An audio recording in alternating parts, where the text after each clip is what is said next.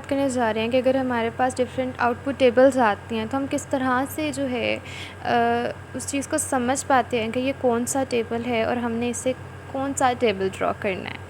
ठीक है, तो ये एक फ़ाइल है जिसके अंदर डिफरेंट आउटपुट अवेलेबल हैं। तो इसके ऊपर हम देखते हैं कि हम किस टेबल को देख के किस तरह से वैल्यूज़ निकालते हैं। सबसे पहले लेफ़्ट साइड पे एक बोल्ड में लिखा होता है डिस्क्रिप्टिव या कोरिलेशन या टी टेस्ट या अनोवा। तो ये बेसिकली हमें बताता है कि जो नीचे टेबल्स आ रही हैं वो किस एनालिसिस के आ रहे हैं। जिस तरह यहाँ डिस्क्रिप्टिव से आपको बहुत वाज़िया पता लग रहा होगा कि ये डिस्क्रिप्टिव स्टैटिस्टिक का टेबल है। हम जो फ्रीक्वेंसी टेबल क्रिएट करते हैं वो हम वैल्यूज़ यहाँ से लेते हैं। ठीक है, यहाँ से हम इस चीज़ को अंदाज़ा लगा लेते हैं, हमें पता लग जाता है, हमें समझ आ जाती है। कोरिलेशन की अगर हम बात करें तो लेफ़्ट साइड पे बोल्ड में लिखा हुआ है कोरिलेशन, ठीक है, कोरिलेशन का टेबल है। अब अगर आपके पास जो है कोरिलेशन के 2-3 जो हैं आउटपुट आए हैं और आपके पास एक क्वेश्चन आ गया है कि चलें आपने अब ढूंढना है कि इसमें से आपका आउटपुट टेबल रिक्वायर कौन सा है, तो आप सिंपली कोरिलेशन के टेबल देखते हैं कि ये कोरिलेशन के टेबल्स हैं। आप क्या करते हैं कि जो वेरिएबल्स आपके क्वेश्चन के अंदर मेंशन होते हैं आप उनको टैली करते हैं टेबल के साथ कि क्या ये वही वेरिएबल्स हैं जो मेरे क्वेश्चन के अंदर मेंशन है, और आप उसको क्या कर रहे हैं कि अपने आउटपुट जो आपने टेबल वर्ड पे बनाना है उसमें इस्तेमाल कर रहे हैं आप उनकी वैल्यूज़ को। जिस तरह यहाँ पर एम केयर है, एम ओवर प्रोटेक्शन है, एफ़ केयर है, एफ़ ओवर प्रोटेक्शन है, क्लोज है, डिपेंडेंट है। तो ऐसा क्वेश्चन जिसके अंदर इन वेरिएबल्स का नेम है और वो आपको कह रहे हैं कि इसका आप रिलेशन बताएं, तो आप कोरिलेशन का ये वाला आउटपुट टेबल यूज़ कर सकते हैं। ठीक है, इसके अलावा नीचे जो हमारे पास आउटपुट टेबल आ रहे हैं उसके अंदर फर्दर डिटेल है, जिस तरह एंजाइटी है और सारा dependent. It was mention in your question कि कौन सा टेबल जो है आपने बनाना है कौन से वेरिएबल्स को इस्तेमाल करते हुए। तो ये ध्यान रखिएगा कि वेरिएबल्स के नेम कौन से हैं और उस हिसाब से जो है आप टेबल ड्रॉ करें।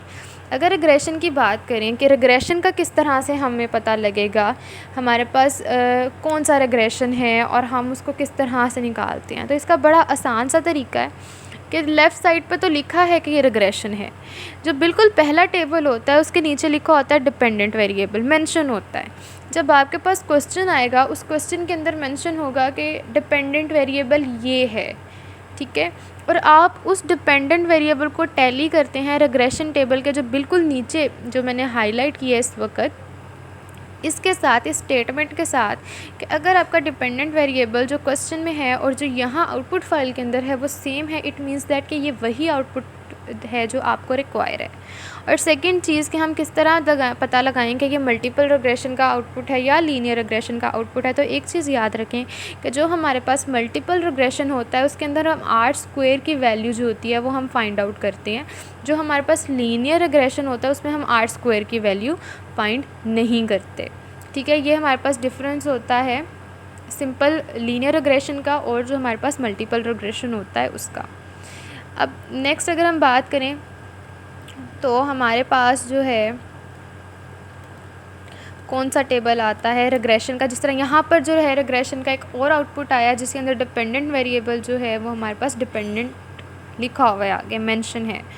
तो क्वेश्चन के अकॉर्डिंग आप अपनी चीज़ों को टैली करें और देखें कि आपको कौन सा आउटपुट रिक्वायर है और आपने किस आउटपुट को यूज़ करते हुए अपना टेबल ड्रॉ करना है। ठीक हो गया। जिस तरह यहाँ पर जो है डिपेंडेंट वेरिएबल रिग्रेशन के अंदर एंजाइटी आ रहा है, यहाँ से हमें इस चीज़ का अंदाज़ा हो जाता है।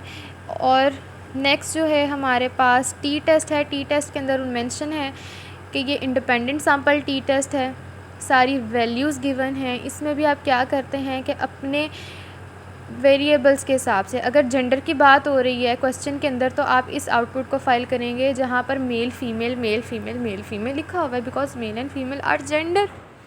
और जहाँ पर दो की बात हो रही होती है, दो वैल्यूज़ की बात हो रही होती है जिस जगह पे, वो हमारे पास टी के अंदर आता है।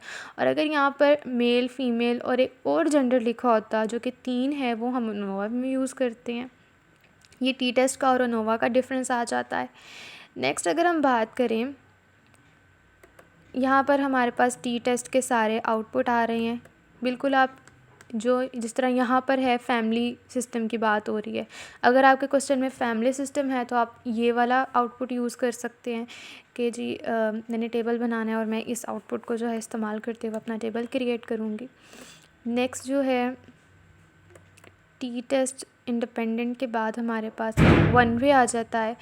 वन वे डिस्क्रिप्टिव के अंदर सारी वैल्यूज़ लिखी होती हैं, सेम है जिस तरह यहाँ पर सिंगल, इंगेज्ड, मैरिड 3 की बात हो रही है।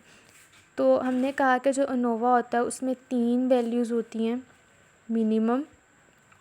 तो जो आपके क्वेश्चन में मेंशन होगा उस बेस पे आप आउटपुट फ़ाइल को यूज़ करते जाएंगे। अब हम एक दफ़ा देख लें कि जो हमारे पास आउटपुट फ़ाइल आती है उसमें से हम वैल्यूज़ किस तरह से बनाते हैं। तो जो हमारे पास टी टेस्ट है, बेसिकली जो हमारे पास टी टेस्ट आता है, इसके अंदर यहाँ पर जो है हमारे पास सबसे पहले हम लेविन्स टेस्ट में एसआईजी की वैल्यू को चेक करते हैं। अगर हमारी वैल्यू जो है वो 0.05 से अबव है तो हमारे पास जो नेक्स्ट है अबव लाइन हम उसको कंसीडर करते हैं, और अगर हमारे पास एसआईजी की वैल्यू बिलो आ रही है देन 0.05 तो हम नीचे वाली लाइन को कंसीडर करते हैं। इस बेस पे जो है हम अपनी वैल्यूज़ जो है लिखते हैं। हमारी मोस्ट जो वैल्यूज़ होती हैं हम ग्रुप स्टैटिस्टिक्स के ग्रुप में से मीन और स्टैंडर्ड डेविएशन की वैल्यू उठा लेते हैं। और नेक्स्ट जो है हमारे पास TDF है जो बेसिकली टी टेस्ट का फॉर्मूला आता है हमारे पास, और जो हमारे पास P की वैल्यू है वो भी हम अपने इंडिपेंडेंट सैंपल टी टेस्ट के टेबल में से निकालते हैं। कोहेंस डी जो है ये हमारा ऑनलाइन होता है, हम गूगल पे जाते हैं और वहाँ पर हम लिखते हैं कोहेंस डी कैलकुलेटर। हमारे पास एक ऑनलाइन कोहेंस डी का कैलकुलेटर ओपन हो जाता है जिसके अंदर हम अपने जो मेल और फीमेल है उनका मीन और उनका स्टैंडर्ड डेविएशन लिखते हैं, और देन जो है हमारे पास वो हमें बता देता है कि आपके कोहेंस डी की वैल्यू ये आ रही है, और देन वो हम वैल्यू यहाँ पर पुट करते हैं। नेक्स्ट अगर हम बात करें यहाँ पर अनोवा की, तो अनोवा के अंदर क्या होता है कि सिंपल हमने टेबल बना के वैल्यूज़ तो लिख लें, ठीक है, हमने निकाल भी लिया, हमने वैल्यूज़ भी लिख ली। अब वैल्यूज़ किस तरह से लिखनी है, जैसे हमने बात की कि अनोवा में हमारे पास 2 से ज़्यादा कैटेगरीज़ होती है ना, 3 कैटेगरीज़ होती हैं। तो हम यहाँ पर मीन स्टैंडर्ड डेविएशन हमने लिखना होता है डिस्क्रिप्टिव के टेबल में से, ठीक है।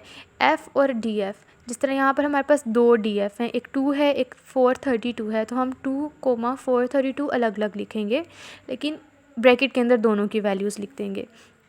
F की वैल्यू हम यहाँ से लेंगे अनोवा के टेबल में से। ईटा स्क्वायर जो है इसका एक फॉर्मूला होता है कि आप बिटवीन ग्रुप्स के जो सम ऑफ स्क्वायर है बिटवीन ग्रुप्स का उसको डिवाइड करते हैं टोटल के साथ, तो जो आंसर आता है वो हमारे पास ईटा स्क्वायर का आता है। ऑनलाइन कैलकुलेटर पे जाएं, मोबाइल पे कैलकुलेटर ओपन करें और आप ईटा स्क्वायर की वैल्यू जो है उसको निकाल लें।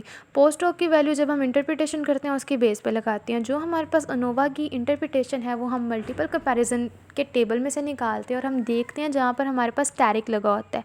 यहाँ पर देखें कि 18-29 का एज ग्रुप जो है उसका 30 और 44 के साथ जो है मीन डिफरेंस में स्टैरिक नहीं आ रहा। इट मीन्स दैट कि ये सिग्निफिकेंट नहीं है, आप इसके ऊपर जो है इसकी आप इंटरप्रिटेशन नहीं लिख सकते।